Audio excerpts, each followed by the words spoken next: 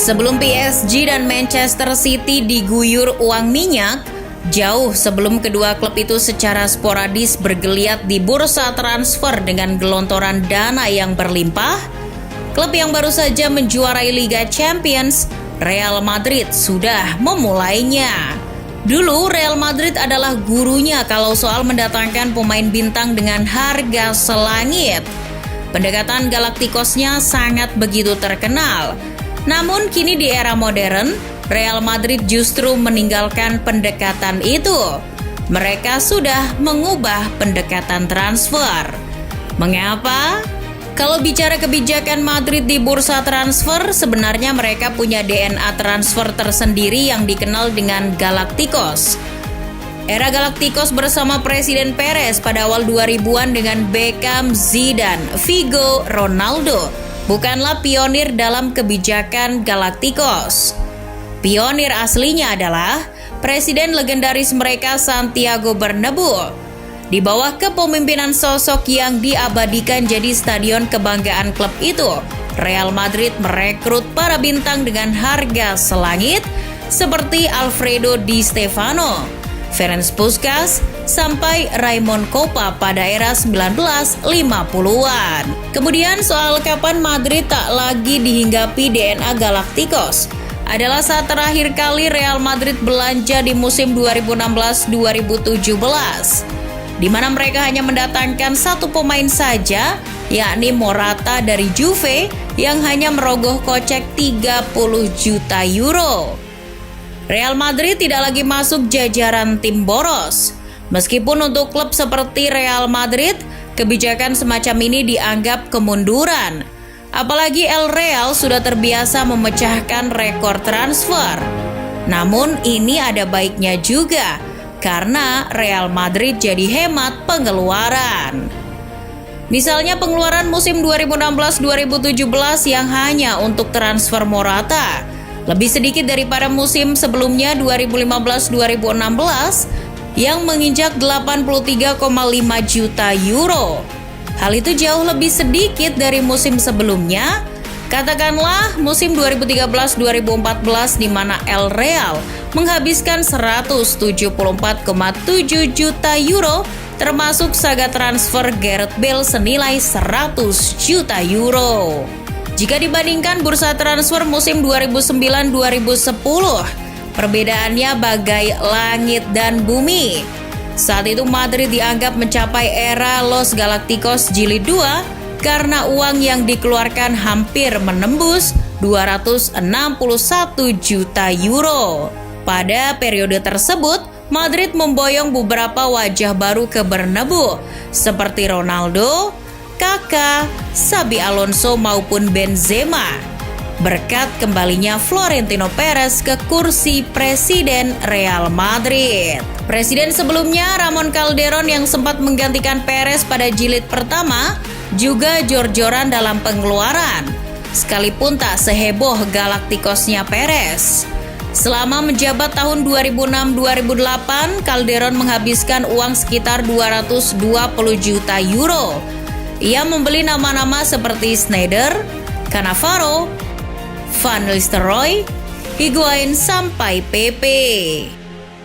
Barulah Madrid di zaman kepelatihan Zidane mulai jarang belanja. Hal itu disinyalir karena Zidane lebih memilih mempromosikan pemain dari Real Madrid Castilla. Di samping itu karena banyak pemain Madrid yang pulang setelah selesai masa peminjaman. Dari 2018-2019 sampai sekarang total yang mereka keluarkan tak seheboh dulu lagi. Meskipun kalau di total banyak juga jumlah kocek yang dirogoh Perez seperti membeli Courtois maupun Hazard. Selebihnya banyak berinvestasi pada para pemuda seperti Mendy, Militao, Vinicius, Rodrigo, Jovic maupun Camavinga. Jadi apa yang dilakukan sekarang dengan perubahan haluan tentang pendekatan transfernya itu sedikit bertentangan dengan DNA mereka sendiri. Namun Perez mungkin sudah mulai sadar sekarang. Dengan beberapa pemain yang sudah ada serta polesan pelatih yang tepat dan tanpa menghabiskan banyak uang untuk transfer, mereka terbukti berhasil berprestasi. Pertanyaannya sekarang bagi Perez, jika tidak berhasil atau terpuruk, apakah akan berubah haluan lagi menjadi Galacticos? Ada beberapa faktor yang melatar belakangi perubahan strategi bertahap dari Madrid dan Perez ini. Pertama, mengingat jumlah talenta yang dikumpulkan Madrid selama beberapa tahun terakhir, banyak dari mereka yang masih kuat.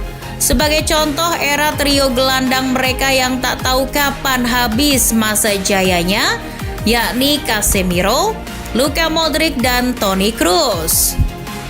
Di depan ada Karim Benzema yang kembali moncer setelah ditinggal para partnernya di trio BBC, yakni Ronaldo dan Bale. Di belakang memang pemain baru, namun keberadaan Nacho dan Carvajal dinilai cukup menjadi mentor. Oleh karena itu, Madrid tidak harus mengejar nama-nama besar yang mapan setiap tahunnya, seperti pada dekade-dekade sebelumnya.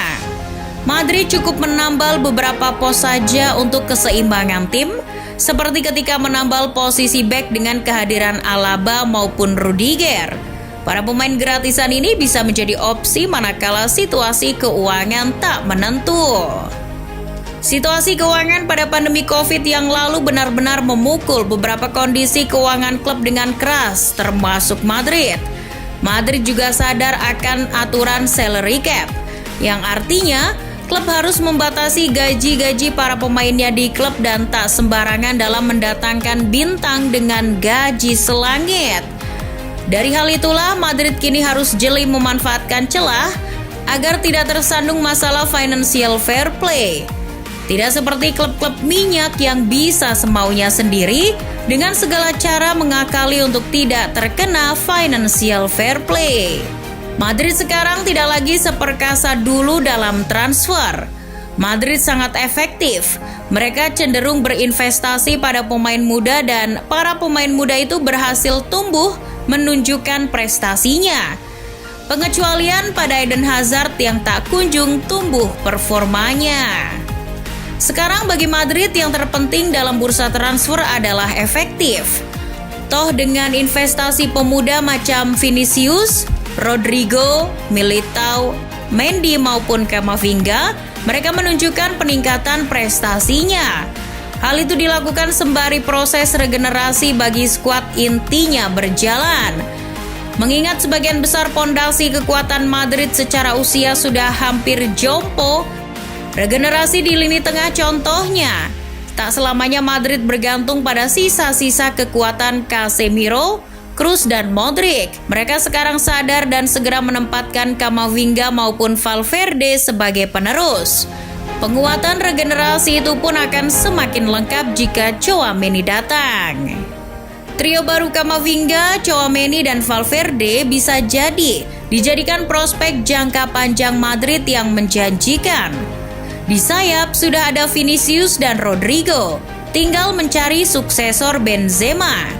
Di belakang ada Militao, Mendy, Alaba, Courtois yang masih bisa diandalkan. Belakangan ini memang tren para pemain muda di klub besar kian menjamur. Karena itu Madrid mengikuti cetak biru yang sama.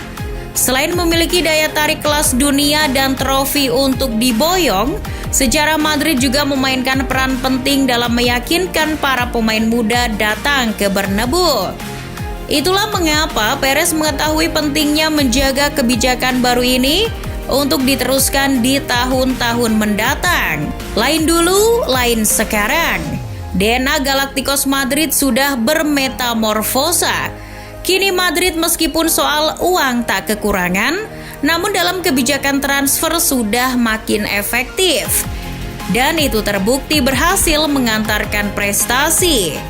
Madrid dalam kondisi sekarang kalau mau membangun Galacticos jilid 3 pun sih sebenarnya mampu. Namun jika sudah berprestasi tanpa membangun Los Galacticos, buat apa keluar duit banyak?